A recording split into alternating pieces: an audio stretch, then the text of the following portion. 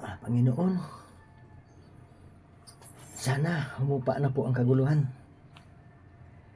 Nagbabanta na naman, nagbabadya na naman ang taas presyo ng mga bilihin. Tulungan niyo po kami, Panginoon. Mga kababayan, kumusta na kayo? Nakita na ba yung ating summer ha? Summer na ngayon ha. Nagbabala po ang ating pag-asa na mag-ingat sa stroke ngayong tag-araw. Alam niyo, tangkilikin po natin ang sariling atin. Ipopromote ko po itong sombrero na ito. Naiwan po ito ni Kata dito sa aking kasama sa trabaho. Ito po, malamig po ito kung dala mo to sa labas. Tsaka alam nyo ba kung tangkilikin natin ito, sino ba makikinabang? Ang ating kapwa Pilipino. Dito, kung mayroon lang ditong mag-aral ako gumawa ng ganito. Doon sa Mindanao, nakita ko yung mga gumagawa nito, kailang bata pa ako. Wala man akong interest na matuto. April 1, 2026. Ang balita natin ay totoong balita palagi naman. Hindi naman ako nagbabalita na hindi totoo. Unahin muna natin yung magandang balita. Magandang plano. Hulaan ninyo kung ano yung magandang balita. Magandang plano. Front page ngayon. Ganda. Kausapin ang Iran na padaanin ang ating barko. Siyempre, para maibsan ang pagtaas ng langis. Maganda. Pero ang tanong mga kaibigan, mayroon ba tayong barko? Yun kasi,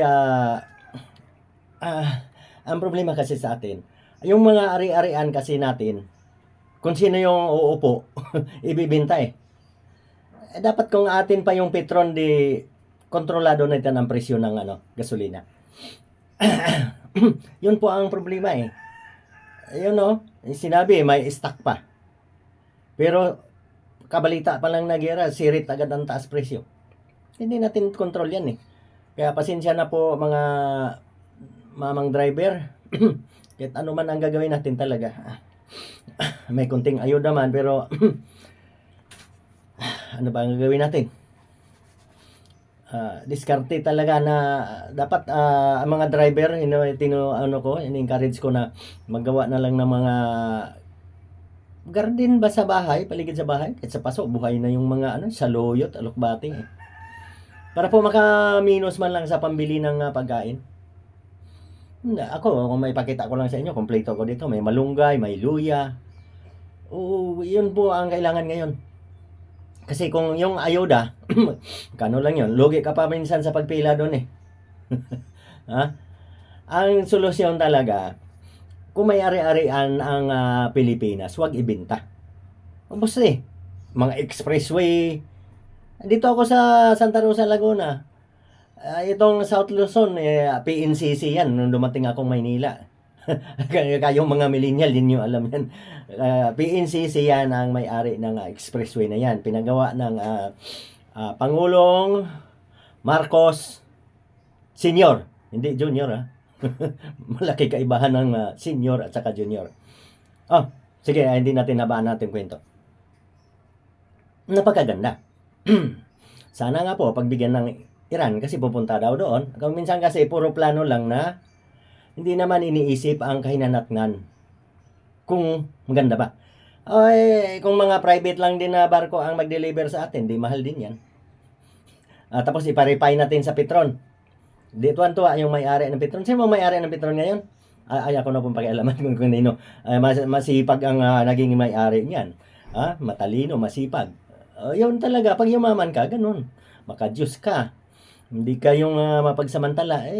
Alam niyo yung mga hindi mabait, hindi yan talaga yayaman ng gusto Kung yung may-ari siguro ng Petron, madiskarte talaga at masipag. Sana, kung hindi yan bininta,